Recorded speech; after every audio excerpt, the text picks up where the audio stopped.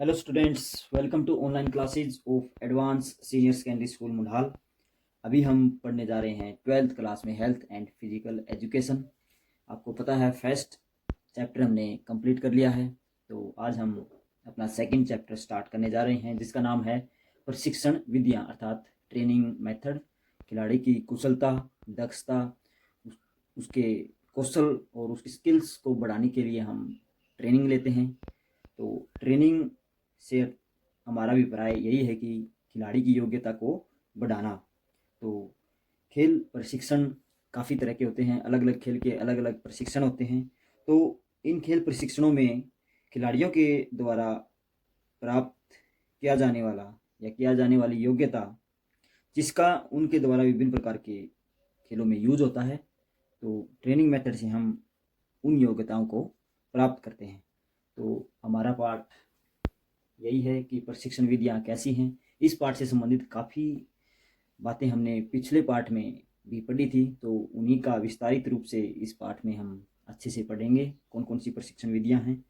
तो सबसे पहला हमारा आज का टॉपिक है कि कोई भी शारीरिक एक्टिविटी ट्रेनिंग स्टार्ट करने से पहले हम शरीर को गर्म करते हैं, जिसको वार्म अप बोला जाता है।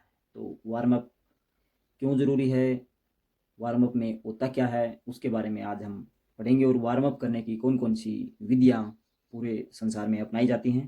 तो हमारा आज का टॉपिक है शरीर का गरमाना। तो शरीर का गरमाना इंग्लिश में हम इसको वार्म अप भी कहते हैं, या कई बार वार्मिंग अप भी बोल दिया जाता है, तो ये की बात है। तो शरीर का गरमाना हमारा भी भराए उन बातों से है जो हम कोई भी एक्टिविटी ट्रेनिंग स्टार्ट करने से पहले अपनी मांसपेशियों को एक सुचारू रूप से कार्यरत अवस्था में लाते हैं। इस अभिक्रिया या इस क्रिया के दौरान हम मांसपेशियों को उत्तेजित करते हैं, उनको आगे के कार्य जो आने वाले हैं, जो एक्टिविटी आने वाली हैं, कम या ज़्यादा हो सकती हैं, तो उसके लिए उन मांसपेशियों को तैयार करना होता है। एक ऑल ओवर प्रारूप में हम बोलें तो पूरे शरीर को आने वाली एक कड़ी प्रतिस्पर्धा के लिए तैयार करना ही वार्म अप होता है। तो हर खेल में वार्म अप जरूरी है, क्योंकि इससे मांसपेशियां सुचारू हालात में आ जाती हैं, उनकी जो लंबाई है, जो मसल स्टोन है, वो बढ़ जाता है, जिससे हमें कोई परेशानी नहीं होती। हम जो एक्टिविटी करते हैं उनमें स्ट्रेचिंग होता है या और भी काफ़ी जोड़ों में मूवमेंट, तो उस समय उनमें कोई दिक्कत नहीं आती। हमारा शरीर हमारा खून पूरे शरीर में दौरा करने लग जाता है, जिससे पूरे बॉडी मसल्स तक खून की सप्लाई, ऑक्सीजन की सप्लाई होती रहती है। तो वह एक तरह से अपने आप को परिपूर्ण करते हैं। ये ऐसी है जैसे सर्दियों में कोई बड़ी गाड़ी होती है,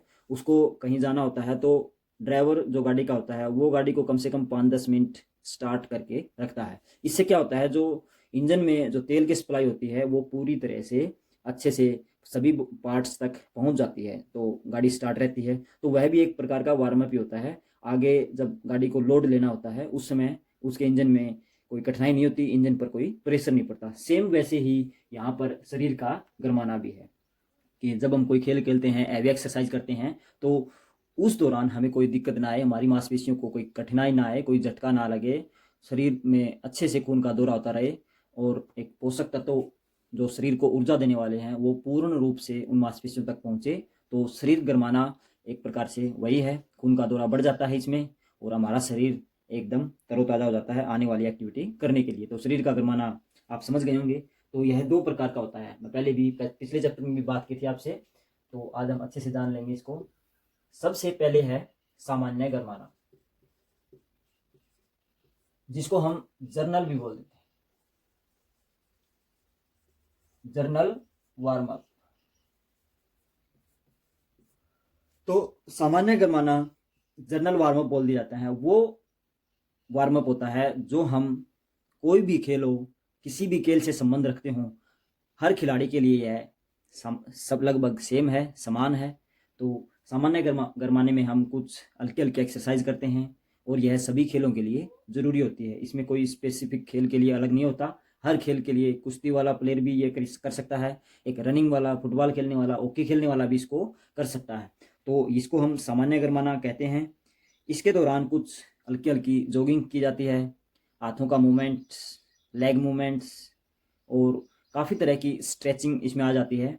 तो ये एक सामान्य गरमाना हम बोल देते हैं। इसके दौरान हल्की हल्की एक्सरसाइज अपने बॉडी पार्ट्स को हिलाने डुलाने से संबंधित की जाती है, हल्की रनिंग की जाती है इस दौरान।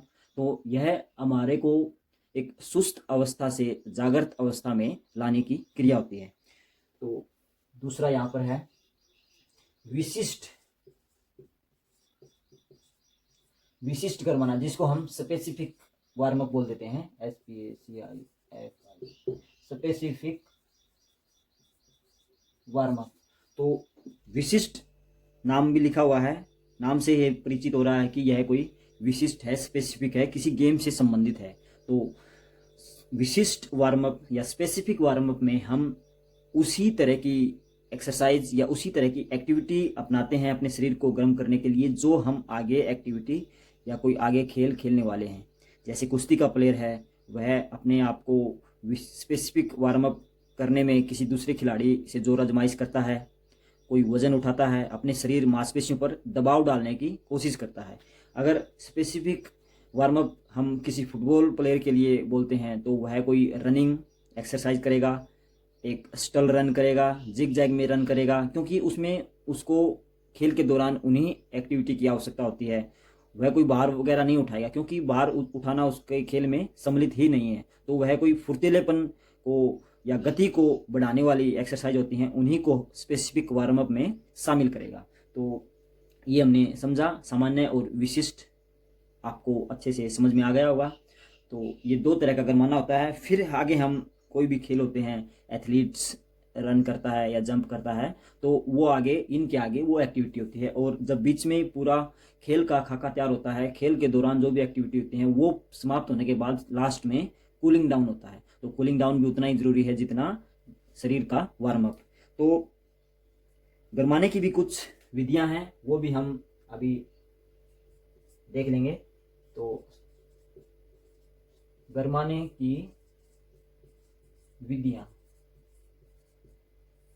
आजकल गरमाने की लगभग यही विधियां हैं, मगर कुछ वातावरणीय प्रभाव या कुछ परिस्थितियां ऐसी हो जाती हैं कि उस समय हमें इनकी बजाय दूसरी एक्सरसाइज करनी पड़ जाती है, उनकी सहायता लेनी पड़ सकती है। तो मैं कुछ उन्हीं में से लिख रहा हूं। सबसे पहले लिख रहा हूं मैं गरमाने की विधियों में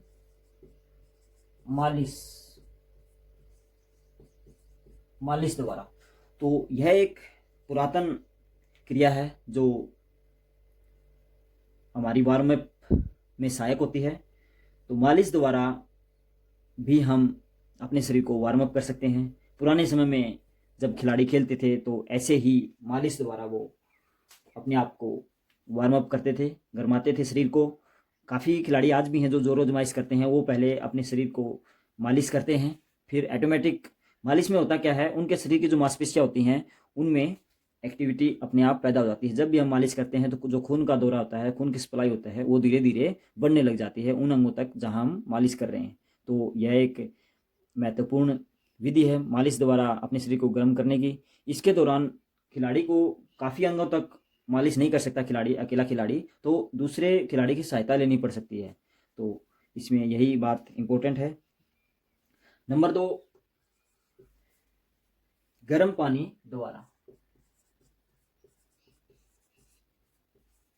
गर्म पानी द्वारा भी हम अपने शरीर को वार्म अप कर सकते हैं। काफ़ी ठंडे प्रदेश हैं जहाँ पर बाहर रनिंग करना बहुत ही कठिन होता है, तो वो खिलाड़ी जब इनर एक्सरसाइज, जिम वगैरह में एक्सरसाइज करते हैं या कोई ट्रीटमेंट लेते हैं, उस समय वो अपने आप को गर्म पानी द्वारा एक्सरसाइज करते हैं। जैसे कई खिलाड़ी होते हैं जो कह सकते हैं हम कि उनके पैरों में कोई समस्या है तो वो भाग नहीं सकते, तो वो अपने शरीर को एक बार गर्म पानी से स्नान करवाते हैं या भाप द्वारा अपने शरीर को गर्म करते हैं। फिर वो अपनी और एक्सरसाइज, हाथों की एक्सरसाइज या और बॉडी पार्ट्स की एक्सरसाइज स्टार्ट करते हैं। तो तीसरा यहाँ लिख देते हैं, आजकल आधुनिक समय में विद्युत यंत्रों का भी प्रयोग बढ़ गया है। तो विद्युत यंत्रों द्वारा भी काफ़ी विधियाँ आ गई हैं जो हम अपने शरीर को गर्म रखने में सहायक हैं। तो विद्युत यंत्रों द्वारा भी, विद्युत यंत्रों में क्या होता है, वो कुछ किरणें छोड़ते हैं, तो उनकी सहायता से हमारे शरीर की जो इनर मांसपेशियाँ होती हैं उनमें हलचल पैदा होती है और वो तुरंत एक्टिव हो जाती हैं।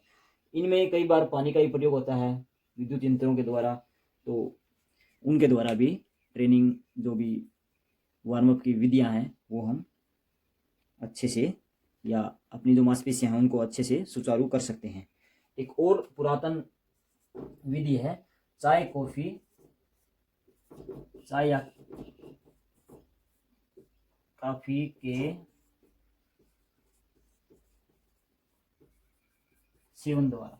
तो चाय काफ़ी या कोई अन्य पेय पदार्थ होता है जो हमें उत्तेजित करता है, जो हमें चुस्त करता है, तो चाय काफ़ी के सेवन द्वारा भी हम अपने शरीर को वार्म अप कर सकते हैं। यह भी एक पुरातन विधि है। खासकर जो कसरत करते हैं व्यायामशाला में, जिम में, तो उनके लिए यह एक अच्छी वार्म अप टेक्निक हो सकती है, क्योंकि चाय और कॉफ़ी कैफीन नामक पदार्थ होता है इसमें, और यह एक उत्तेजना, मांसपेशियों में उत्तेजना पैदा करने वाला पदार्थ है। इसके कारण हमारी मांसपेशियां उत्तेजित हो उठती हैं और आगे आने वाले समय में हम तुरंत जो कोई कार्य करते हैं वो अपनी मांसपेशियां अत्यंत सरलता से कर सकती हैं। तो इसका एक साइड इफेक्ट भी है कि अगर ज़्यादा मात्रा में कैफीन का सेवन हो जाए तो वह हमारी मांसपेशियों को थोड़े समय के लिए उत्तेजित करता है, मगर बाद में शिथिल कर देता है। और फिर इसका एक और साइड इफेक्ट यह है कि यह एक लत डालने वाला रासायनिक पदार्थ है, तो इसके द्वारा हमारे शरीर में गलत इफेक्ट होते हैं। तो यह हमें नहीं करना चाहिए, मगर काफ़ी लोग इसको यूज़ करते हैं अपने शरीर को गर्म करने के लिए। तो ये कुछ शरीर को गर्म करने की विधियाँ थी जो हमने आज पढ़ी।